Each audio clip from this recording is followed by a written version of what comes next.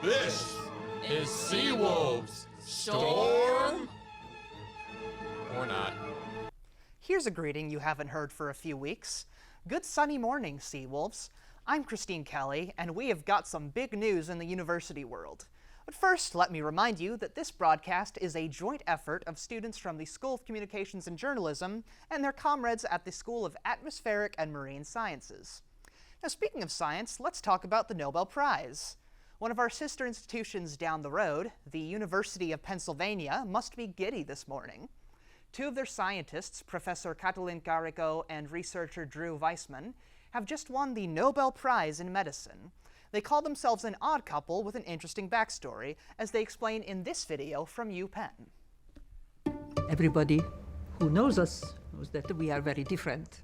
I am talkative and bubbling, and Drew is more scientific.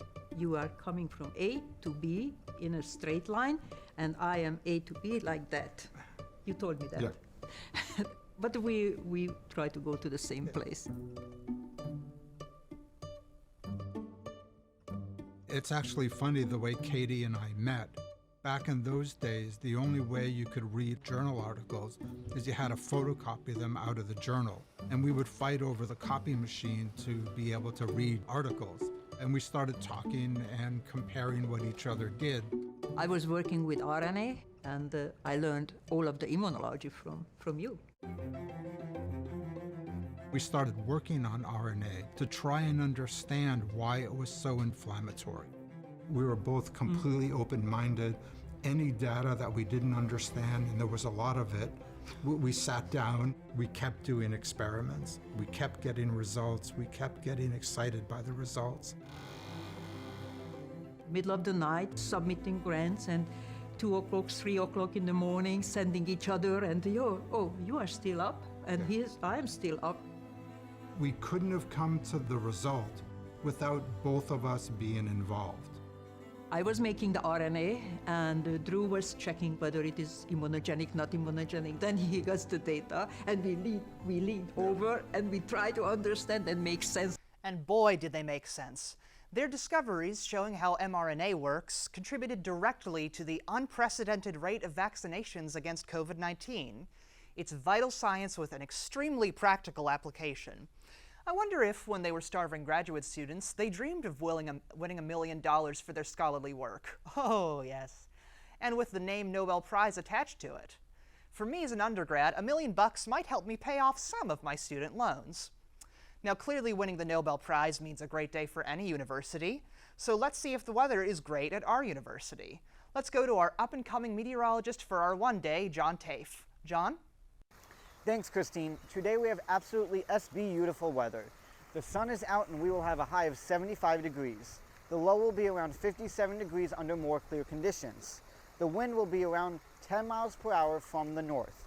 Now, it is not summer, but it sure feels like it. So I'm wearing a t-shirt and some shorts for this beautiful weather. To find out if this weather stays, stay tuned.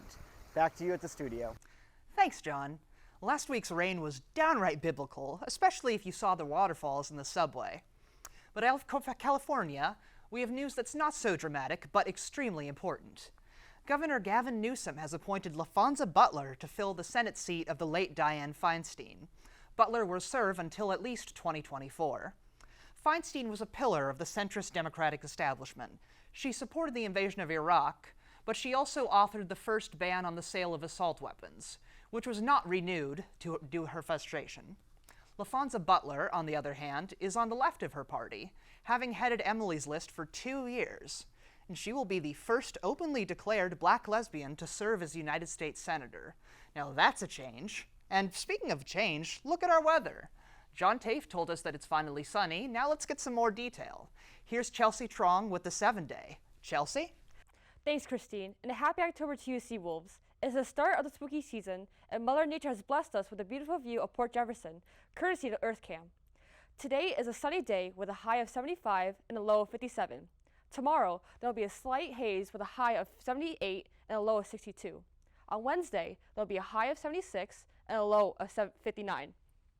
On Thursday, it will also be sunny with a high of 73 and a low of 62. Friday will be slightly cloudy with a high of 71 and a low of 63. Some deja vu will happen on Saturday, but not as bad, with some slight rain with a high of 71 and a low of 64. And starting a new week will be a sunny Sunday with a high of 62 and a low of 51.